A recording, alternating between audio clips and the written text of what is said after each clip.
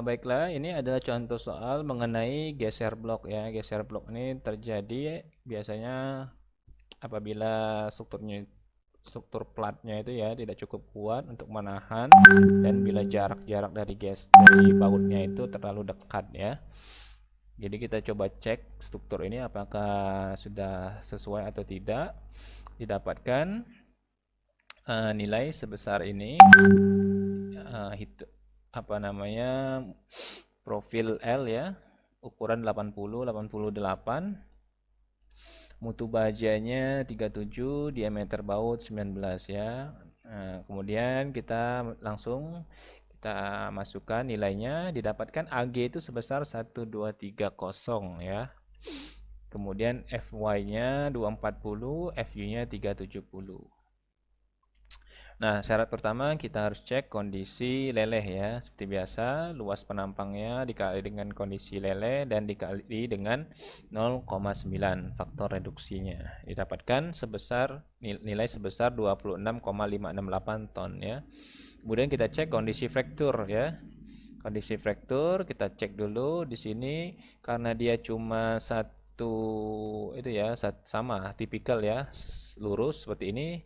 Jadi potongannya sama, potongan dari si baut, jadi sama ya, berarti cuma satu potongan doang seperti ini. Berarti kita cek ya, potongan satu, luas penampang kotornya dikurang dengan lubangnya ya, karena ada satu, cuma satu aja. Didapatkan nilai 90,6% AG ya. Jadi kita tidak tidak bisa gunakan 90,6%, kita gunakan yang paling maksimum yaitu 85% AG ya. Nah, untuk beban eksentrisitas kita harus perhitungkan juga. Didapatkan nilai eksentrisitasnya 22,6 mm. Kemudian sambungan dalam arah gaya tarik 3 kali 30 ya. Kita lihat di sini. Sambungan arah gaya tariknya yaitu 3 kali 30 ya. Kita cek di sini. Panjangnya itu 3, 1, 2, 3 ya, yang mengenai untuk tariknya ya. Oke, kita masukkan nilai-nilainya 3 kali 30 sama 90, dapatkan nilai 0,7488 ya. Nah, untuk mencari luas penampang efektif atau AE, tinggal kalikan saja faktor U, faktor Serlecq-nya dikali dengan luas penampang yang sudah didapatkan ini ya, 85% AG ya. Dapatkan nilai AE-nya yaitu 782,96333 mm persegi atau square. Ya, tinggal kita cari kondisi frakturnya, didapatkan 21,73 ton. Nah, berarti yang terkecil kita cari. Terkecil ternyata yang kondisi fraktur ya. Nah, syarat terakhir kita cek terhadap geser blok. Apakah ini sudah masuk geser blok? Kita harus cari. Di sini ada syaratnya. Di sini bisa lihat di apa namanya, rumus 3.5a dan 3.5b ya. Kita cek pertama nilai 0,6 FU dikali ANV ya. Kita masukkan ANV, nilainya ini 0,6 dikali 370 atau F ultimate-nya ya, dikali dengan luas dari ANV-nya ya. Di sini ANV itu adalah luas neto akibat geser ya. Kita lihat luas netonya ya. Jadi yang terkena geser itu di bagian mana, yang terkena tarik yang mana? Kita lihat di sini. Yang bagian terkena tarik adalah yang sepanjang ini ya. Satu, saya gambarkan mungkin dengan warna yang kuning. Nah, dua di sini. Kita lanjut lagi. Kita zoom dulu ya, biar lebih jelas dia. Kita zoom. Nah, jadi yang terkena geser itu adalah yang ini, yang saya bikin garis ini ya. Dua, kemudian tiga, kemudian empat ya. Nah, itu ya yang terkena geser ya. Sedangkan yang terkena tarik adalah yang berwarna tidak ada warna merah ya. Coba warna biru aja. Nah, ini.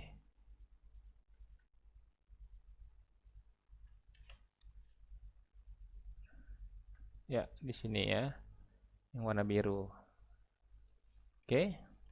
Nah, jadi untuk yang tarik itu berarti 1, 2, 3, 4. Berarti 4 kali 3, 12 dikurang dengan lubang-lubangnya ya. Ini ada berapa lubang? 1, 2, 3 lubang. Yang ini setengah. Nah, berarti perhitungannya di sini seluruh panjangnya dikurang dengan 3,5 dikali, karena 3,5 lubang ya, 3,5 dikali 19 itu diameternya, ditambah dengan 2 syaratnya, dikali dengan tebalnya ya 8 mili ya, didapatkan nilai hasil 8,26 ton. Kemudian kita cari FU dikali ANT. ANT itu luasnya itu akibat tarik. Nah, ANT itu berapa nilainya?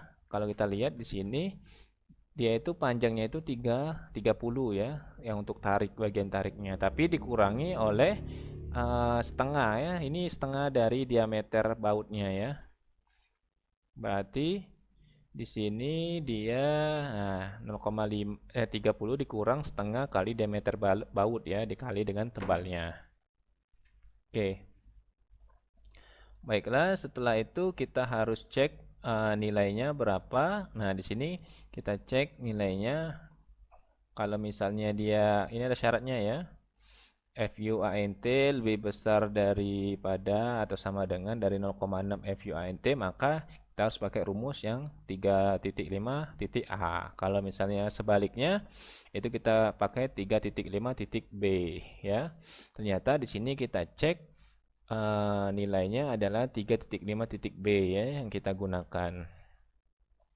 Nah, ini bisa kita hitung kalau misalnya masih kurang, misalnya 370 ya, dikali kita kasih kurung 30 misalnya, sesuaikan dengan nilainya, dikurang, kita selesaikan dulu ini 0,5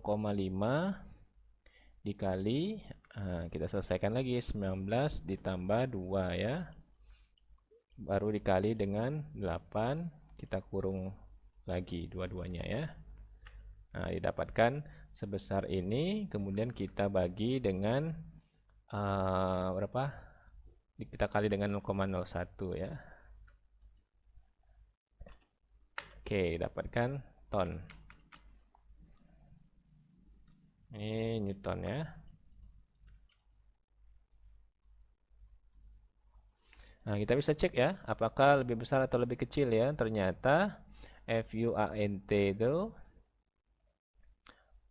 FUANT ini ya lebih kecil daripada ini ya, karena 5 lebih kecil daripada 8 ya. Jadi kita gunakan rumus 3.5.B ya. Tinggal gunakan rumus ini ya, 0,8 FU ANV ditambah FY AGT ya. AGT itu adalah luas kotor akibat tarik ya. Nah, bisa dilihat ya, luas kotor akibat tarik yang mana, yang geser yang mana ya. Kita bisa masukkan nilainya. Ini sama dengan yang di atas ya, tadi FUANV. Nah, FYAGT itu sama dengan 240 dikali 3 dikali 8 ya, 30 tadi ya. Ini yang tarik yang kita bisa lihat di atas. Nah, ini 30 ya panjangnya ya. Didapatkan nilai sebesar 14,018 ton. Kita cari yang ultimate-nya dikalikan dengan faktor koreksi, yaitu 0,75 dikali dengan TN ya, sama dengan 10,51 ton ya, sehingga tahanan rencana adalah 10,5138 ton. Oke. Jadi keruntuhan geser blok terjadi karena karena jarak baut yang sangat kecil ya. Jadi makanya di SNI kita mensyaratkan jarak minimum antara alat pengencang adalah 3 kali diameter nominalnya ya, seperti itu ya. Oke, sampai di sini. Terima kasih.